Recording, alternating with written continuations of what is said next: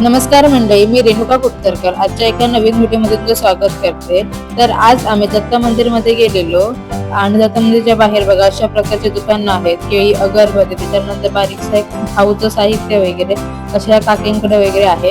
निसर्गाच्या सानिध्यात असलेले हे मंदिर बघून तर खूप भारी वाटतंय. बरेच दिवस झालेले आम्ही मंदिरमध्ये गेलो नव्हतो. म्हटलं आज जाऊया म्हणून माझी आई, त्याच्यानंतर माझे नंदाचे 2 मुलगे म्हणजे आदित्य आणि आरुष आणि नंदेचे मिस्टर आणि मी, आम्ही सगळे जण मंदिरमध्ये गेलो. दत्त मंदिरमध्ये ना नेहमी गर्दी असते, कारण आता बरीच लांबून लोक येत असतात. त्यानंतर मुंबई, गोवा, गुजरात त्या साईडनं तर भरपूर लोक येत असतात. मला खूप अभिमान वाटतो, कारण माणगाव सारख्या पुण्यभूमीत माझा जन्म झालाय. दत्त मंदिर जुनं होतं ना, त्याची जरा रचना वेगळी होती. आता बघा खूप मोठं मंदिर बांधलेलं आहे आणि त्याच्यानंतर दर्शनासाठी वगैरे भैरी मार्ग वगैरे काढलेला आहे. आम्ही बरोबर आरतीच्या टायमिंगला इथे पोहोचलेलो. आरती झाली तशी इथे लोकांनी दर्शनासाठी रांग वगैरे लावली होती. दिगंबरा दिगंबरा श्रीपाद वल्लभ दिगंबरा, दिगंबरा दिगंबरा श्रीपाद वल्लभ दिगंबरा, दिगंबरा दिगंबरा श्रीपाद वल्लभ दिगंबरा. मंदिरात दर्शन वगैरे घेऊन झालं तसं मी प्रदक्षिणा वगैरे घातला. बघा खूप म्हणजे खूप गर्दी आहे. फेब्रुवारीच्या 1, 2 आणि 3 ह्या 3 दिवसामध्ये दत्त मंदिर मध्ये दत्तयाग आहे, तर कृपया सगळ्यांनी आवर्जून या. या मंदिरामध्ये ना 2 लाकडी खांब पण आहेत. इथे मंदिर कोणी बांधलं त्याची बघा पूर्णपणे माहिती वगैरे पण आहे. तुम्ही जर आला तर नक्की वाचा.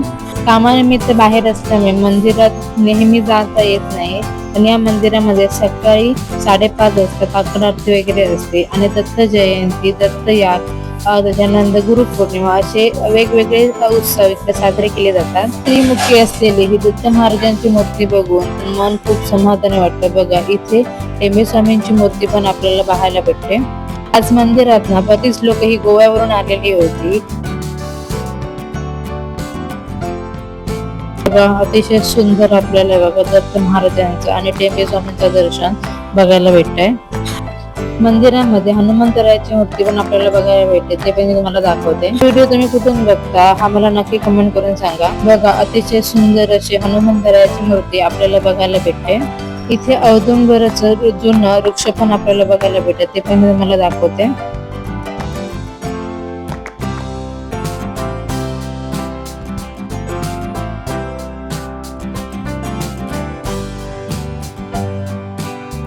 हे बघा अतिशय जुनं वृक्ष आपल्याला पाहायला भेटतात. त्यानंतर इथे दत्त महाराजांच्या पादुका वगैरे पण आहेत, ते पण मी तुम्हाला दाखवते. आम्ही जेवणासाठी कुपन पण काढून घेतलेले आहे. आम्ही लहानपणी मंदिरात आल्यावर खूप मजा मस्ती करायचो, पकडापकडी वगैरे खेळायचो, खूप मजा असायची. आणि मागे नाही ते मंदिराच्या तिकडे ना झाडं वगैरे होती आणि त्याच्या झाडाच्या पूर्ण भोवताली ना पारा बांधलेला होते, ते बसायला वगैरे भेटायचं. तर कोणी हे मंदिर बघितलं नसेल तर या मंदिराला नक्की भेट द्या. बाहेर बसलेल्या काकांकडनं आम्ही तीर्थप्रसाद वगैरे पण घेतले. बघा इथे आमची मंडळी सगळी बसलेली आहे. आज ना सुमित आला नव्हतं, त्याच्यामुळे मला कसं होतं की मलाच माझे सेल्फी वगैरे आणि मला पूर्ण व्हिडिओ बनवावा लागला. सुमित असला ना की जरा हेल्प होते व्हिडिओ काढायला वगैरे, आणि सुमितला सांगायला नको तो प्रत्येक अँगल प्रत्येक मोमेंट वगैरे शूट करत असतो. आता मी जेवणाला जातो, कारण आमचा नंबर आलेला 365 पासून आमचा नंबर होता. मंदिरामध्ये जेवणासाठी 1 ते 50 असे 50 लोकांना बोलवतो, जेणेकरून गर्दी व्हायला नको. व्यवस्थित महाप्रसाद घेतला जातो. तर महाप्रसादासाठी मस्त व्यवस्था केलेली आहे. टेबल खुर्ची वगैरे इथे व्यवस्थित मांडलेली आहेत.